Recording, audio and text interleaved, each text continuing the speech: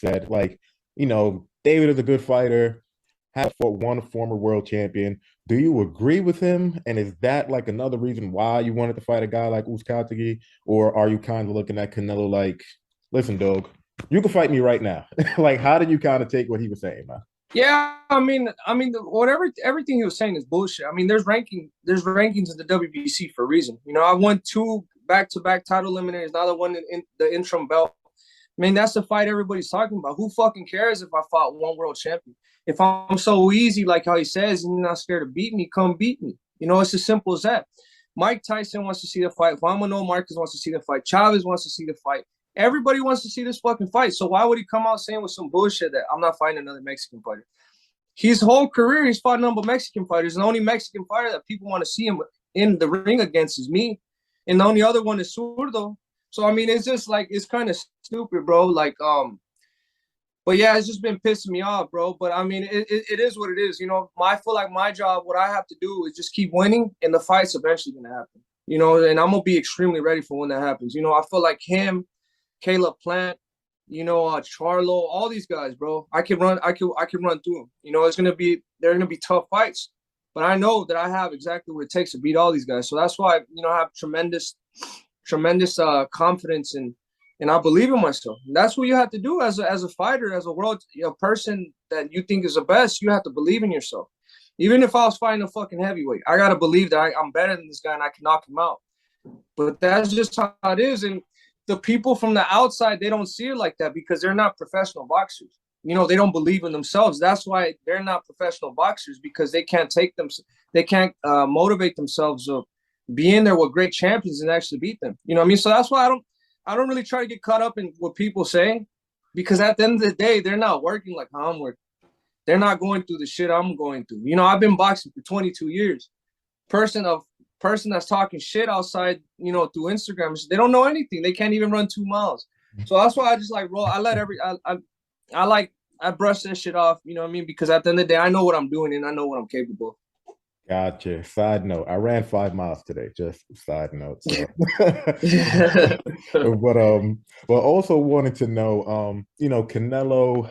I mean, that is the fight, man. Like, that's the fight. But it kind of seems like he might be maybe preoccupied next year. He is angling to get that Bivol rematch. And then, if he decides to get another fight in, it would seem like all signs would point to you anyways. But how easy or how hard is it for you to not really pay attention to that? And I only ask that because for like a few other guys, they kind of keep mentioning Canelo's name. For you, you mention his name, but you also mention the other guys. So is it Yeah. easier for you to just like not pay attention to them because you have all these other great fighters that are like in front of you? Yeah, definitely. And I feel like the route we're gonna take is it's the smarter route. I feel like I could beat Canelo now, but the thing that he does have over everybody's experience. So if I beat these three guys I have, in my way, I'll feel even more comfortable being and get a victory with Canelo. And that's what I'm saying. I think he's gonna be out for the next year. So I think it's gonna be me and Nuska taking, then me and Caleb Plant, and then maybe Morrell. And then after that, there's going to be, if I beat all those guys, and who else is Canelo going to fight at 168? Unless he just vacates all the belts. I mean, there's nobody else from the fight. You know what I mean? So I feel like the walls are just closing in. That's why I don't even care about. I don't really got to mention his name too much, because the other thing that pisses me off too is a lot of fucking, fans and trolls be like, oh, he wants a payday. He wants a handout. I'm like, bro, I'm the number one in the WBC. This is, I just want what was given to me. I want the opportunity. But a lot of people don't see it like that. But like I said, I just got to stay ready. I got to stay winning and, keep looking impressive. Do you think, in your honest opinion, do you think he's the same guy who was, pound for pound number one before he lost to Bivol? Or, because I've spoken to a few other guys and they're just like, he's still a great fighter, but he's kind of slipping a little bit. Do you see a little bit of slippage, man? I think he's just fighting bigger. It's just that he's fighting bigger fighters with more punching power. When he beat when he had that run at 168, it was a good run. He beat who was the first guy he beat? Rocky Fielding. The one that's Rocky Fielding, and then Callum Smith, and then Billy Joe Sanders, and then Caleb Plant.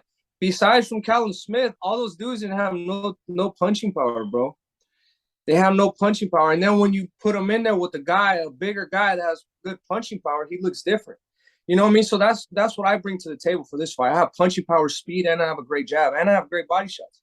You know what I mean? So he's not just going to be walking through my shots like he did with Caleb Plant or how he did with Billy Joe Sanders. And that's what poses a threat too. Once you have a fighter that's bigger than you and has as much or probably more punching power than you, throwing back at you at the same rate that you punch, that's when it's going to get complicated. You know what I mean? Caleb Plant and Billy Joe Sanders, they're landing some good shots, but they just had no power. That's why Canelo kept walking through him. And I guarantee you, he's not going to be walking through my shots. Granted, so you don't think Canelo's going to walk through your shots, but can you walk through his? Because, Canelo, he's throwing some heat, man. Yeah, well, this is what we're in boxing for. This is what we're training for. You know what I mean? I'm not scared of nobody. I mean, if you go in there already being like, oh, fuck, let's see if this shot hurts, then you already defeated yourself. This goes back to what I said. If I in my head believe I could go in there and knock a heavyweight out or a light heavyweight out, I got to be ready for anything. At the end of the day, this is boxing, bro. You're going to get hit either way. You know what I mean? So there's a lot of stuff you could do. Like I'm saying, you could do neck workouts, you could do ab workouts, you could do all that shit. You know what I mean? So it's just preparing until you get to that spot to be ready. I mean, to win the throne, you're going to have to go through hell. But I feel like I'm capable of going through hell back and getting through everything with the win.